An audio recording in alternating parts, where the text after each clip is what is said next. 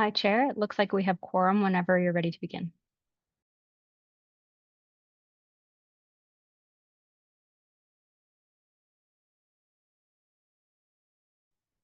Good afternoon, everyone. Oh, there we go. Um, so I'd like to call the meeting to order. It is now 4:01 p.m. I'd like to just note disclosure of pecuniary interest and general nature thereof. If there is any disclosure of pecuniary interest and the general nature thereof, you can make that statement now or when the item arrives on the agenda. So now I'd like to move into to put a motion forward that the agenda be approved as presented. Is there any request for any additions or changes to the agenda? If none, I'm looking for a mover and a seconder. Gary moves and Sandra seconds. All in favor? So moved. Now moving on to the minutes of the previous meeting. Our motion is that the minutes dated January 14th, 2026 be approved. Is there a mover and a seconder for the minutes?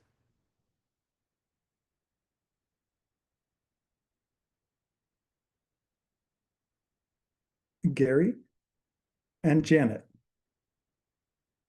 So, and then I look for a vote to move yes. All in favor? Thank you so much.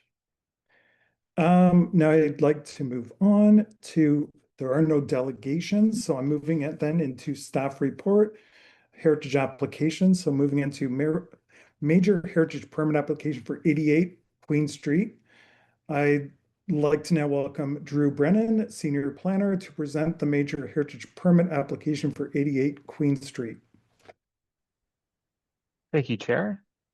Just give me a second while I share my screen. And if I could get a thumbs up from someone just that they can see my screen and hear me clearly. Perfect, thank you. And just before I get going, I just want to thank committee for making the time to accommodate this special committee meeting. It's greatly appreciated. And so with that, I'll jump right into it. So the subject application today is Major Heritage Permit Application R01 KEN 26. And the subject property is 88 Queen Street. So the purpose and effect of this application is to permit a non-illuminated commercial fascia sign at 88 Queen Street. The subject property is denoted on the aerial on the right in blue. Committee members may know this building as a mixed-use building at the corner of Queen Street and Union. It previously was occupied by a jeweler on the ground floor. It does have residential apartments above.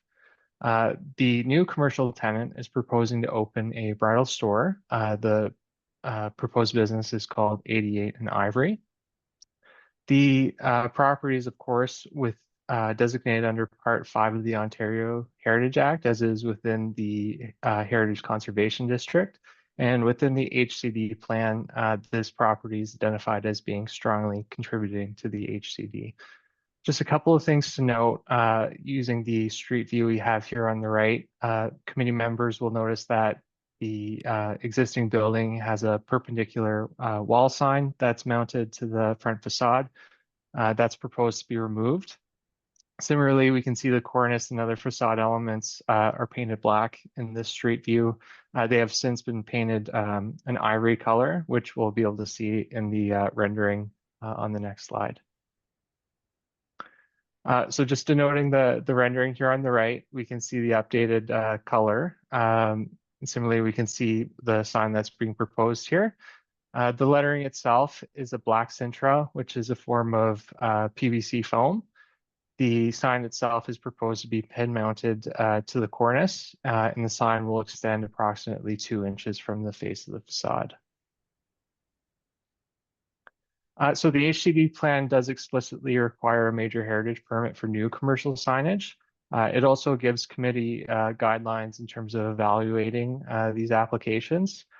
So specifically, it speaks to the cornice being the most appropriate place for such signage, as the cornice does break up the uses on the ground floor with the uses in the upper stories. Similarly, it tells us that the proportions, color, and detail of the sign should be complementary to the host building, as well as be complementary to the heritage character of the district as a whole. But with that being said, signs aren't required to look historic. They are encouraged to be contemporary. So just as a follow-up from our last sign permit, the HCD doesn't explicitly regulate the size of the lettering or the font or corporate branding. Again, you just need to evaluate in terms of how it is compatible with the host building and the rest of the district. In addition to the heritage permit today, the sign is under the purview of the sign bylaw, so a separate sign permit would still be required should the committee approve the subject heritage permit. And with that, staff are recommending approval in line with what's shown on the screen. That concludes my presentation. Thank you, Drew. Any questions from the committee?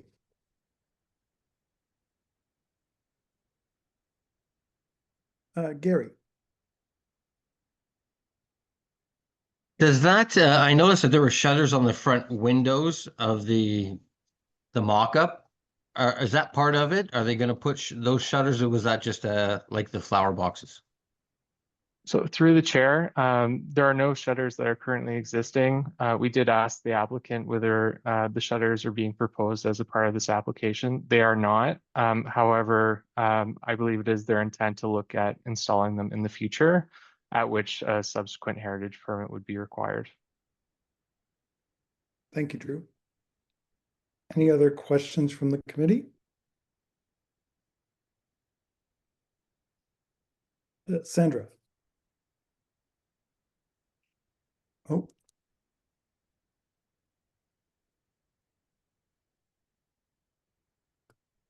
You're still muted.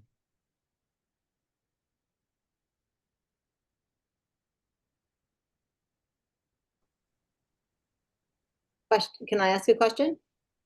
Yes. Yes. So I am the owner of the leased space 88 in Ivory. I was hoping to add the shutters. I know there was a question just asked.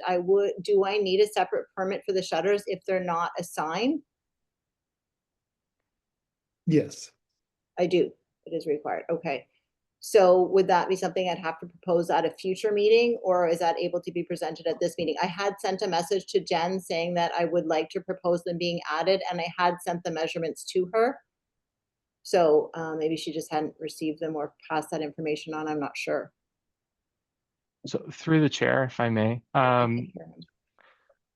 would say I believe we did receive information about the shutters, and my apologies, I wasn't completely aware that the intent was to include them in this application. Notwithstanding, I would say that staff would still require additional time to do an evaluation based on the HCD policies, just to make a formal recommendation to the committee. So my feedback would be we would require it to be heard through a separate permit application with a separate analysis being done by staff. Okay. I guess that would totally understandable. I guess my only feedback on that would be that it is very costly for me to have the sign put up because of the sidewalk and what is required, right, to put the sign up. So while I had the guys with the proper scaffolding, it would be nice to have it done at once. It doesn't really affect my business, more so the aesthetic of the overall of the building. So I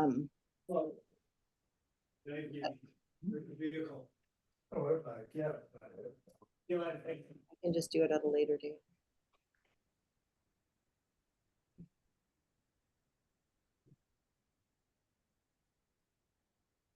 Okay. Erin, when were you hoping to get Jane Torrance here? When were you hoping to do the work?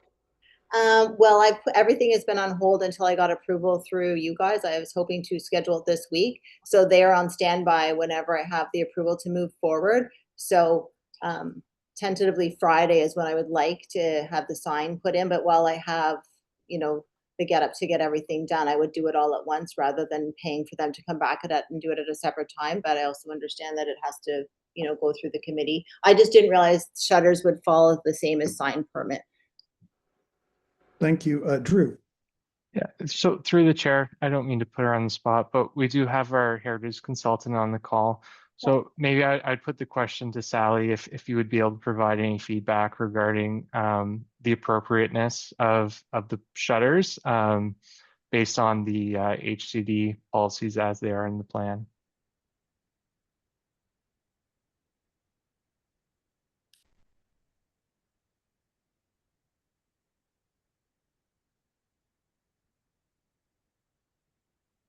There we go. Sorry. The shutters were first brought to my attention yesterday, and so I did a little research on this building type and within the district, these commercial two or three story commercial buildings with retail at grade and residential above to see whether shutters on these types of buildings are a common element, are common in the historic district, and they aren't. And then I went a little bit further and found an historic photo of this building from I think early 20th or late 19th century, and there are no shutters on the building. So the intervention of shutters on this particular building is not appropriate to it. It would never have had shutters, and then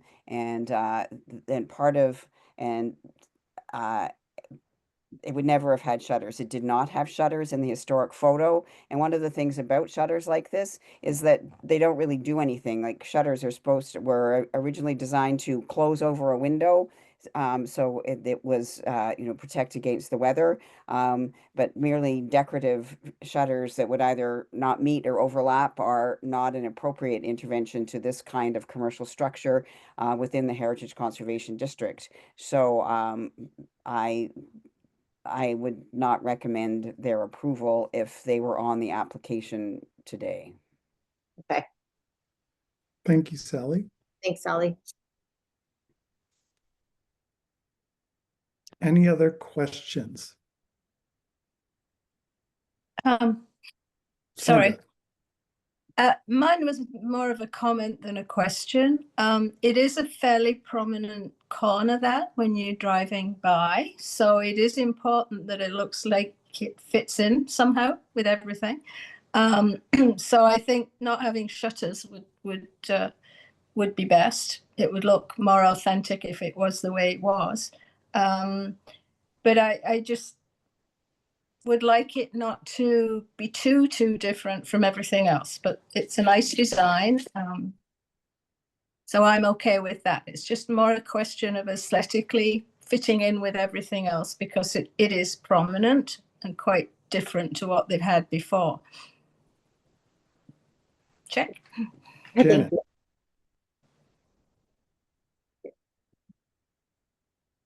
Sorry.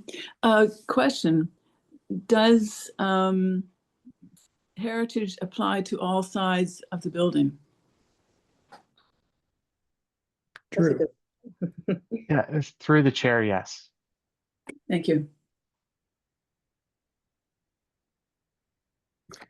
So I would like to now recommend the following motion that the Heritage Advisory Committee approve the major heritage permit to install a commercial non-illuminated fascia sign on the subject lands municipally known as 88 Queen Street, Elmont Ward, Municipality of Mississippi Mills.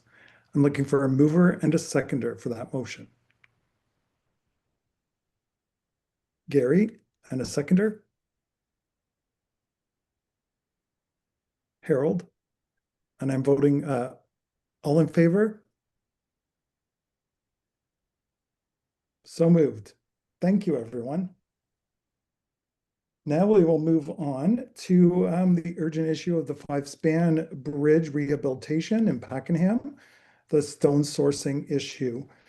We have Sean, I'm going to say names wrong, Sean Durin, Lanark County Director of Public Works, and Andy Huckwith, WSP Lead Engineer, Senior Technical Advisor, to provide information on the issue related to this sourced stone for the 5-span bridge and to propose an alternative stone source. Hello. Thanks for having us. Thanks for being able to get together so quickly as well. I can see Andy's here. He's online now and he's got the mic. So I'm going to let the expert do most of the talking. But yeah, I just want to say thanks. And I'll let Andy describe our situation and what the solution Andy and his group have come up with. Okay. The committee will recall our process as to how we tried to find a stone that would exactly match the bridge, and that we were pretty darn happy that we had found one. The testing had shown that it was strong, that we were had low absorption. It was a perfect stone. When we went into production, it started splitting. The quality of it was not consistent, and somehow when you vibrate it, it does separate. So we'd gone through the process of finding that quarry. It was the first time that quarry was being used. We had also gone through all the local quarries. We'd looked at the original quarry. We've tried to find a color that was very suitable. From this process, we don't have another place to go. We have a known stone source from Petworth that we know is a slightly different color. It's actually going to start off darker than the bridge for 10 years. It's going to be about the right color for the bridge for 10 years. And then it's probably going to be lighter than the bridge, a shade, and maybe a shade brown relative to the bridge. Not ideal, but not terrible. It's in the range of, the colors when the sun's on the bridge. It's when the bridge gets wet, the bridge gets darker. So mainly when it rains, it's going to be the least accurate match, whereas the other one stayed in the same color range as the bridge itself. The elements being replaced are the top cap, and they have to be solid, and the interior walls. So when you're on the bridge, you're going to see the interior walls. When you're on the outside of the bridge, you're going to see a band of the top cap. It being a different color is not my first choice, but if it is a shade darker for a while, then a pretty good match, then a shade lighter. At least it'll look like an intentional element. It'll be one band. It has a different finish on the edge of the stone than the rest of the stone to match the original finish of the stone. So it's always looked like a band, but it's going to have a slight color difference as well as the banding. But this stone was always considered. It was the color that stopped us. It has a 100-year history. I have a 30-year history with this particular quarry, taking stones for Kingston. It's the main quarry that supplies stone for all our Kingston jobs. There are variations in color in it, but the stylitic beds of each bed are like a fingerprint. You can tell which bed is which, and you can get stones of the same color. So we are going to have matching stones from there. They've taken a large portion of the stone out of the quarry, stacked it up in different spots. So we've seen the actual stone that they would use. It's not a situation like the last quarry where we saw a sample from the one end. They took the rest of the stones out, and those stones, when we cut them, weren't as good as the originals. So it's part of the issues with dealing with a natural product. You're taking it out of the ground. You're not ordering, an office chair, where it has to be exactly the same all the time. Stone will vary from one end of the quarry to the other. So we've taken a lot of the element of the variation out because we do know this quarry so well. We don't quite have the color match, especially when it rains. So we're going to have that as our best situation, and we're coming back the second we found out. And that's why we had a bit of urgency with this, because we are going to pre-cut the stone so that we have a known supplier. We have to have all that ready before we put the bridge tender out. because if we put the bridge tender out to a contractor and we're supplying the stone, or the county's supplying the stone has to be ready and be there. So that's why we were trying to get it done so quickly. We have gone to the Ontario Heritage Trust in the same explanation that you've seen. He understands what we are going through, and they've given us our approval. But we're coming to your committee because both heritage entities have to look at it and have their say. So if there's any questions, I'm more than happy to answer them. Janet, go ahead. Thanks for that. I'm wondering, given that this bridge, we all hope, is going to be around for many, many years to come, would it be advisable to get a little bit extra so that when this does happen again, and it will happen again, there's something to fall back on? Or is that asking too much? Well, we have it in the contract to supply some additional stone. In the original stone, we had more than I would have for this quarry. Because of the fact it was a new quarry. This quarry has a long history. They, for 30 years, worked the lower portion of a 50 acre. So they did 25 acres of a 50 acre plot. 6 years ago, they got approval to start the second 50 acres. They just bought the 50 acres beside it. So they basically, that one quarry goes back 36 years, the one portion of it actually. So you've got almost, another 100 years of stone coming out of that quarry. So there is a good supply. We are going to buy, we've got an option for crating up 2 of the capstones, because the one capstone at the end, I've replaced 2 times after trucks have hit it. So we do have that, so we've thought of that aspect, and we will have that stone supply. The colors in that quarry are very consistent. So theoretically, you could go back and pick that same stone again, even if we had that issue. Now, if 60 years or 80 years or so from now, a better quarry opened up with a different color, theoretically you could do this all again and change the color back to the right color. So this is not a irreversible modification, although nobody's going to pretend that if we're going to spend this much money on stone that we aren't going to keep it as long as we can. So this is probably the next 90 years of this structure, of this commitment. So that's how we're looking at it. That's how the counties looked at it when we talked about all the various things. It came out that we wanted some extra stone. Pricing during the contract or now was the same. So we're not in as critical a position to sit there and say, okay, we need every extra stone that we're ever going to need right this second. But by the time we get to construction, we'll have determined how many extra stones, how many modified stones, everything that we need. So I think we've thought that through. Thank you. And I'm sure in 90 years, each one of us will ask you if it's all in good shape. Well, I hope we're all here.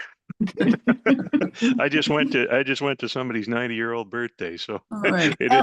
we're probably not going to be there. Look at it at how it is. But somebody born today is going to see this, so I'm trying to do my best for them. Thank you. Thank you, Janet. Any other questions?